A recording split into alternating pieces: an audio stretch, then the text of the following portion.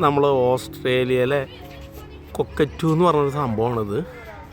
സിമ്പിളായിട്ട് പറയുകയാണെങ്കിൽ വെളുത്ത തത്തകൾ, നല്ല വലുതാണ് കേട്ടോ. നമ്മുടെ നാട്ടിലെ തത്തകളെക്കാളൊക്കെ ഒരുപാട് വലുതാണ്.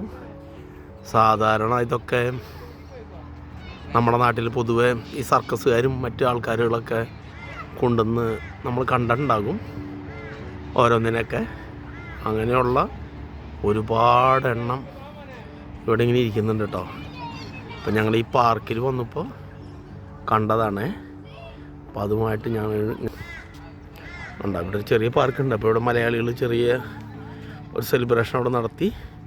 അപ്പം അതിൻ്റെ ഭാഗമായിട്ട് ഇങ്ങനെ ഞങ്ങൾ നിൽക്കുമ്പോഴാണ് ഇവരിങ്ങനെ ഈ മരത്തിൻ്റെ മുകളിൽ ഇരിക്കുന്നുണ്ടത് കേട്ടോ. ഇവിടെ ചെറിയൊരു ക്രീക്കൊക്കെ ഉണ്ട്, വെള്ളം ഒഴുകുന്ന ചെറിയ ഒരു തോട്. അതിങ്ങനെ വെള്ളം നഷ്ടപ്പെട്ടു പോകാതിരിക്കാൻ വേണ്ടിയിട്ട് അപ്പുറത്ത് ഒരു ചെക്ക് ഡാം പോലെ കെട്ടിയിട്ടുണ്ട്. ഏകദേശം 1 കിലോമീറ്ററോളം ദൂരം വെള്ളം ഇങ്ങനെ കെട്ടി കിടക്കുന്നുണ്ട്. അപ്പോൾ ഇത്തരം കിളികൾക്ക് മറ്റു കാര്യങ്ങൾക്ക് ഇരിക്കാൻ വേണ്ടിയിട്ട് ഈ സൈഡിൽ ഇങ്ങനെ അവർ ഒരു 100 മീറ്ററോളം വീതിയിൽ ഇങ്ങനെ സ്വാഭാവികമായിട്ടുണ്ടാകുന്ന കാട് പോലെ വളർത്തി വിട്ടേക്കാണ് കേട്ടോ. അപ്പുറത്തെ വശം, ഇപ്പുറത്തെ വശം അവർ പാർക്കായിട്ട് വിട്ടിരിക്കുന്നു. അപ്പോൾ പ്രകൃതിയോട് ഇണങ്ങിക്കൊണ്ടുള്ള ഒരു സംഭവം. അപ്പോൾ ഇതിൽ മരങ്ങളൊക്കെ വീണ് കിടക്കുന്നുണ്ട്, അതൊക്കെ അതിൽ അങ്ങനെ തന്നെ കിടക്കുന്നു. മരത്തിൻ്റെ മുകളിൽ കൊക്കറ്റ് വന്നിട്ടുണ്ട്. ഇതുപോലെ തന്നെയുള്ള നമ്മുടെ അരണവർഗത്തിൽപ്പെട്ട ഒരുപാട് ജീവികളൊക്കെ ഈ അപ്പുറത്തുള്ള കാട്ടിലുണ്ട്. അതൊരു 100 മീറ്റർ വീതിയുള്ളൂ. അതിൻ്റെ അപ്പുറത്ത് പിന്നെയും വീടുകളൊക്കെ ആരംഭിച്ചിട്ടുണ്ട് കേട്ടോ. അപ്പോൾ ഒരു ഭയങ്കര ശബ്ദമാണ് ഇവർ ഇങ്ങനെ ഉണ്ടാക്കുന്നത്, കൊക്കറ്റുകളുടെ ശബ്ദം കേട്ടോ.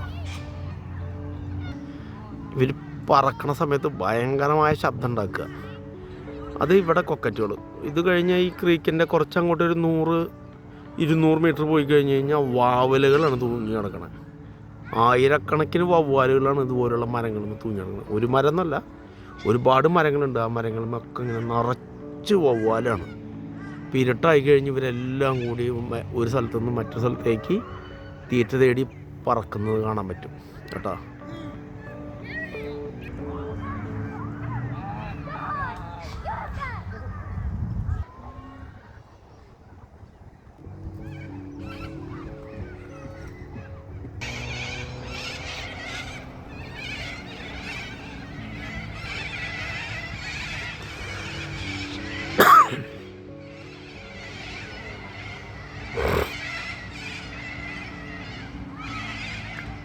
ഇതാ അവർ പറന്നു തുടങ്ങി. പിന്നെ ഇവിടെ നിന്ന് ഒച്ചപ്പാടും വെള്ളത്തോട് കൂടിയിട്ട് മറ്റു സ്ഥലത്തേക്ക് പോയി തുടങ്ങി.